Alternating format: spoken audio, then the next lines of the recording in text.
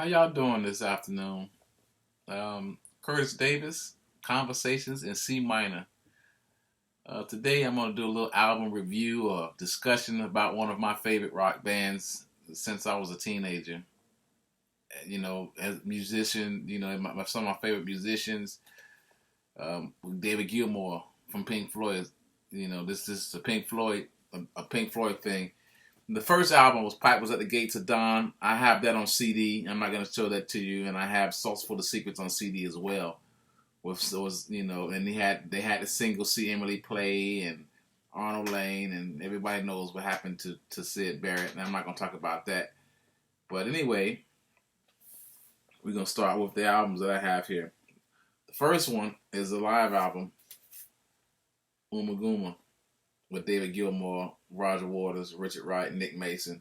It's a studio album and a live album, and it's kind of disjointed. It's good listening. If you want to listen to it, it's good audio. Nothing really is going on too serious on this album. You got the live version of Careful That I Asked Eugene. The studio album is kind of crazy, but anyway, it's that one. They got a little serious on the next album. It came out in 1970, Atom Heart Mother. And this is a good one. It's okay. Got the song Fat Old Son, and you got the double out. It's a gatefold. Atom Heart Mother. It's a good record. I like it. You have to be in the mood. Maybe smoke some weed if you do that type of stuff when you listen to it. Side one has the whole song on one side, Atom Heart Mother. Then side four got four different songs on there. If is on here, and it's okay. I like it. Of course, it's not. They're changing. They're one of them bands that's changing their sound each album at this time. More long things, start doing singles and stuff. When they had Sid Barrett, no one really was writing any good singles at that time. The next album, which is one of my favorites, is the Metal album. Of course, Metal contains One of These Days and the massive side 2 track, Echoes. And here they go. Here my dudes go. Pink Floyd. They looking really serious at this time, but I like it. And Echoes is a great song, and One of These Days and Fearless is a great song as well. And this is one of their best albums too. They started a string of albums. I thought with the Atom Heart Mother and this one, started getting them into an album band as they became. I don't consider them a progressive rock band like Yes and stuff like that. It's a little different. They were more bluesy, and as far as Gilmour's playing and Richard Wright's playing as well. The next album is an underrated album. I thought it was Soundtrack, and it came out, 1972. Obscured by Clouds. This is the song on here. What's that song on here? Put my glasses on. Childhood's In is my song on here, and When You're In, and What's the Deal, Stay, the Gold. It's in the, this is a nice record. It's one of those albums that, if you too tired listening to, the other albums, and if you have this, you get this, check this out. See that?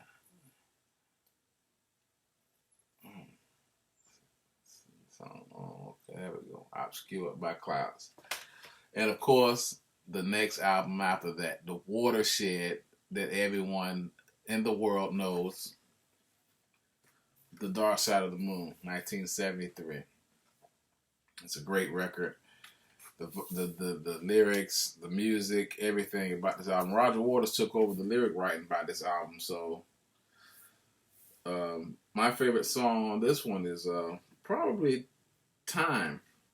I love Time. I played that many times. Breathe and all that stuff. I play all that stuff on this album.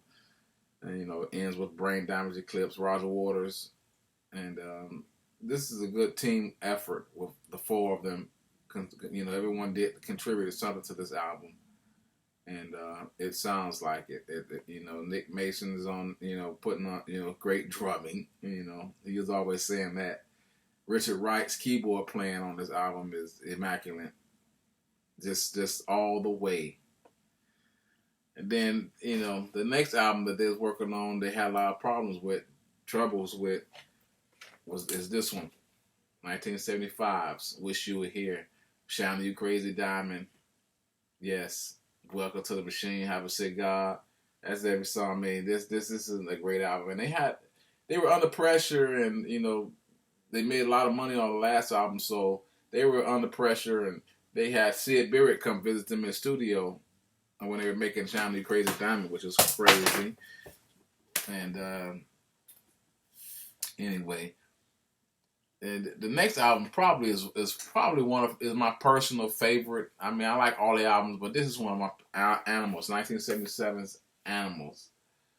Pigs, Three Different Ones, and Dogs. I love this record. The sound, the quality of this album is amazing to me. The keyboard playing is amazing. The guitar playing is amazing. Gilmour is one of my favorite guitar players of all time, and he did his thing on Animals. And Waters wrote some crazy songs. His lyric content was getting more crazy as it went by, and they were doing. This was a good. They had a serious tour on this album, and Waters went crazy and ended up writing a wall after because of that tour. And anyway, Animals, Dogs, Pigs, Three Different Ones, 1977. You got to get it. So now, of course, the Overload album, The Wall, 1977. 1979. It's about Waters, his father, some things about Sid Barrett. It's on this album. And it contains "Comfortably Numb," "Hey You." "Hey You" is one of my favorite songs. I think that's probably my favorite song on the album. And then 1 and 2 with "Comfortably Numb." "In the Flesh," "Thin Ice" is awesome on here. "Another Brick in the Wall" is okay. I like it. I played it live. It's not one of my favorites, but it's a great song. But "Hey You," to me, is my favorite song on this record, "Comfortably Numb." "The Wall," 1979, Pink Floyd. Roger Waters, Ego Fest in these days, talking about it anyway. But the next album, it was kind of gonna be a soundtrack to The Wall, but it didn't end up being like that. The final cut, Richard Wright was out not in the band anymore on this album, and you can tell, this is a Roger Waters almost solo album to me, except you hear Gilmour's guitar explodes every once in a while, just out of, from thin air to nothing. I mean, from thin air to just blasting. Gilmour is the man. The song, The Final Cut, one of the few. This is, "Not Now John" is more of the rocking track on the record, which Gilmour's main guitar is the lead, almost the lead instrument of that song. It is the lead instrument of that song, "Not Now John." And Waters is screaming on this album, singing, screaming and singing. And after this, everything changed.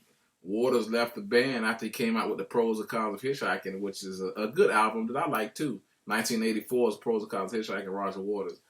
Gilmour came out with Gilmour, and he toured. Waters toured, and he left the band, Waters, and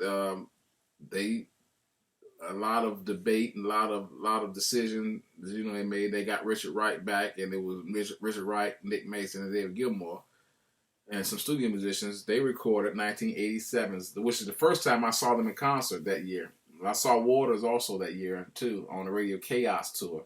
He had a second solo album, Radio Chaos, but Pink Floyd came out with "A Momentary Lapse of Reason" in 1987, and it some people didn't like it. Some people loved it. It was a commercial success. I saw the tour at the Omni in '87. I was basically a kid then, and Gilmour was playing, on that tour, this album. I like the album. I like it. They came out with a remix version recently, that I heard, and it brings Richard Wright's keyboard playing more to the forefront. It's a great version of it. In 1994, of course, they came back with the Division Bell with more of a group feeling with Richard Wright, Nick Mason, and David Gilmour, more so relying on themselves than studio musicians as far as the sound of the band itself. And they got back to like some of the old sounds on the Division Bell. And it took you know, a while for them to record, but it came out in '94, and I saw that tour too as well. So that was my last Pink Floyd visit in a stadium. I didn't see Gilmour solo. I wish I had. I got the videos, of course, but Pink Floyd is one of my favorite bands of all time. Conversations in C minor, Curtis Davis. Thank you so much, and please YouTube, YouTube it and check it out, and like and subscribe. Thank y'all so much. Peace out. Curtis Davis, Conversations in C minor, Pink Floyd.